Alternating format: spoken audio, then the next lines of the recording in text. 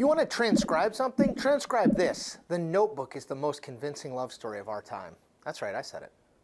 It's impeachment time, and we start here with 5 impeachment headlines from the week that was in under 30 seconds. Number 1, the first elections of the impeachment era brought big wins for Democrats, most notably in Kentucky and Virginia. Number 2, former Ukraine Ambassador Marie Yovanovitch testified Rudy Giuliani undercut U.S. policy in the region. Number 3, Bill Taylor told Trump impeachment investigators that he, quote, sensed something odd in the Zelensky call, thinking Trump was linking it to a quid pro quo. Number 4, Gordon Sondland updated his impeachment testimony describing a quid pro quo. And number 5, public impeachment hearings will begin next week.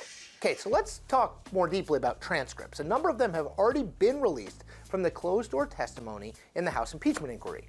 And as these proceedings move into open-door testimony, new questions are still coming up about these transcripts. To break down all of your transcript-related questions, and mine, I'm joined by CNN national security reporter Kylie Atwood. Kylie has been giving network readouts of the transcripts as they have been released. She's been on TV non-stop. And in her career, she's covered the State Department extensively, specifically focusing on Secretaries Mike Pompeo and Rex Tillerson. When not traveling the globe to report on foreign relations, it's very cool sounding, she devotes her time to photography, running, and skiing. Same, Kylie, same. Okay, Kylie, so let's start basic. Adam Schiff, the chairman of the House Intelligence Committee, has released a handful of transcripts from these closed-door interviews that he's done.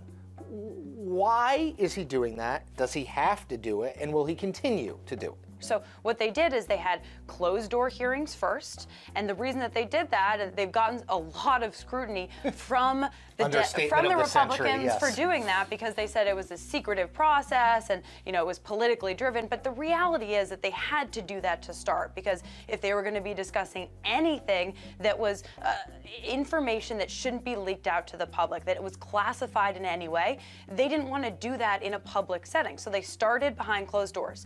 Now it's in the interest of Chairman Schiff and all of the Democrats to pull this out before the public. And that's what we're starting to see right now. We're starting to see these full transcripts, and then starting next week, we'll see the open testimony. I want to run through a Republican talking point or two, and I want you to tell me if they're fair or unfair. But the one you hear the most is Democrats are making the rules, which you point out, at least in this, they are in terms of release schedule. They are. They're majority. Yep. They're making the rules. We don't get a say or get to ask questions. Can That's you address? false. Okay, so explain the falsehood and why the transcripts tell us it's false about they don't get to ask questions. There is exactly equal time given to the Democrats and the Republicans during these closed-door testimonies. And we have seen that as we've gone through these transcripts. So a lot of times the Democrats are asking questions that are specific to this impeachment inquiry. We have seen a different line of questioning from the Republicans. But we've seen a line of questioning, just to drive that point home. The idea that when a Republican member of Congress gets a question, Adam's just like, oh, no. Right. They ask questions. Keep going. They ask their questions. Right. And they haven't given up any of their time as far as we have seen. So there have been some Republicans who have decided not to show up. That's their own decision. That's not because the Democrats said you can't come in. So the reality is that even though they're asking different types of questions, they're both at the table and they're both equally represented. Okay, so you are tasked with going through these things. You're going to have glasses like me soon. Just too much reading on a computer. I already have contacts. Oh, okay. So how much is it worth reading the whole transcript for? How much is contained in here? We, the reporters covering this, have to read every page, and we do. But then what we're doing is cutting down and filling out this story, because it started with the whistleblower complaint, right? And then what we saw is kind of the bare bones being filled in by each individual person's testimony. And what they have all come to acknowledge at this point is that there was some deal being concocted by Trump administration officials to get the Ukrainians to make some public statement about 2016 and the Bidens, and then they would get their security assistance. That is the general idea that every person coming forth is confirming, and that's the important thing here, is driving home home if there was a quid pro quo and if there was anything illegal that the Trump administration did. And how does, if at all, the closed-door transcripts, does that influence? Should we expect to see a verbatim recounting from what they said in the closed door to what they say in the open door? Will there be a difference, and do we know? And if so, why? Yeah, I mean, the major difference between the transcripts that we've seen and what we're going to see in these open hearings is that, one, we don't have any video of, and when we see the hearings, there will be video of it. So there will be video of this content coming from these career diplomats explaining what they knew. And that is key for the Hugely American powerful. people to understand, because if you or I are watching TV and we see quotes up on the television, you kind of have to get close and you have to read it and you have to be really listening. And it's like a block quote. I mean, it's long. Right. I mean, yeah. No offense, American public, but we don't have great attention span. Last thing, like you said, thousands of pages of transcript.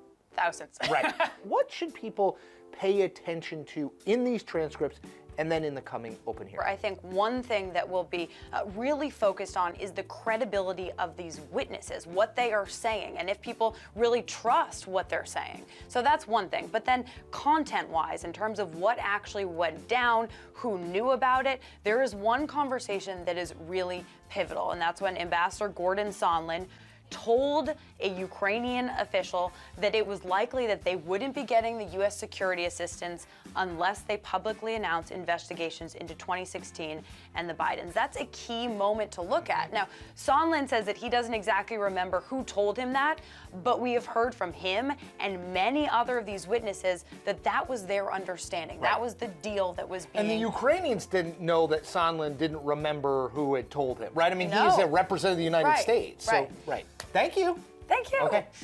We make new Point episodes every Tuesday, Thursday, and a special impeachment episode every weekend. Check them all out.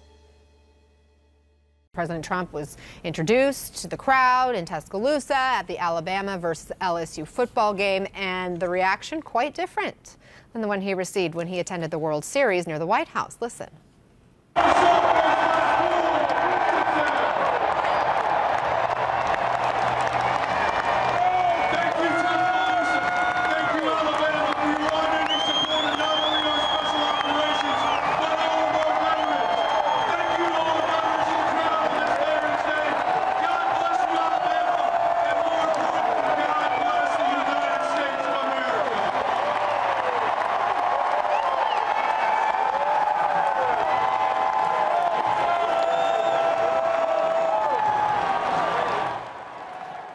People were chanting USA, USA. Molly, it looks like an example of Trump getting quite a different reaction on the road versus within the Washington Beltway. What's your response or reaction to that?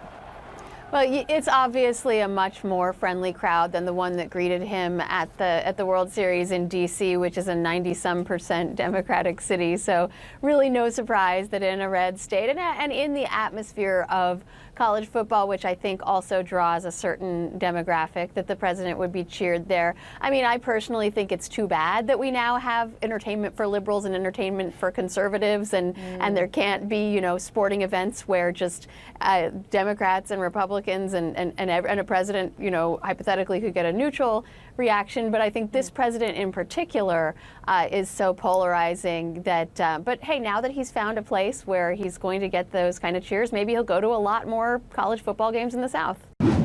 Tonight, testimony unveiled from two key witnesses point to White House Chief of Staff Mick Mulvaney as the one who coordinated the quid pro quo demand with Ukraine. Fiona Hill, the White House's former top Russia advisor, telling lawmakers last month that EU Ambassador Gordon Sondland made Mulvaney's instructions clear when they met with Ukrainian officials July 10th at the White House. Hill testifying, Ambassador Sondland, in front of the Ukrainians as I came in, was talking about how he had an agreement with Chief of Staff Mulvaney for a meeting with the Ukrainians if they were going to go forward with investigations. The White House's top expert on Ukraine, Lieutenant Colonel Alexander Vindman, echoed that, saying investigations by Ukraine were the deliverable coordinated by Mulvaney. Sondland just said that he had a conversation with Mr. Mulvaney, and this is what was required in order to get a meeting. Vindman adding there was no ambiguity that a White House meeting was contingent on Ukraine opening an investigation into Joe Biden and his son Hunter. Several witnesses have testified that the holdup of military aid for Ukraine was also directed by Mulvaney. Hill recounted how the proposed deal alarmed then National Security Advisor John Bolton, who she said immediately stiffened and ended the July 10th meeting. Last month, Mulvaney admitted there was indeed a quid pro quo before he later walked it back. I have news for everybody. Get over it. There's going to be political influence in foreign policy. Vindman also discussed how he drafted talking points ahead of that July 25th phone call between Trump and Ukrainian President Zelensky, and said his suggestions definitely did not include anything about investigations into the 2016 election, the Bidens, or Burisma. When Fiona Hill finally read the rough transcript of the president's call with Zelensky, she said she was very shocked and very saddened about Trump's pretty blatant push for politically motivated investigations. Hill also recounted how Gordon Sondland made clear he was in charge of Ukraine affairs, describing a blow-up with him. When she later asked who put him in charge, he said the president, Hill testified. Well, that shut me up because you can't really argue with that.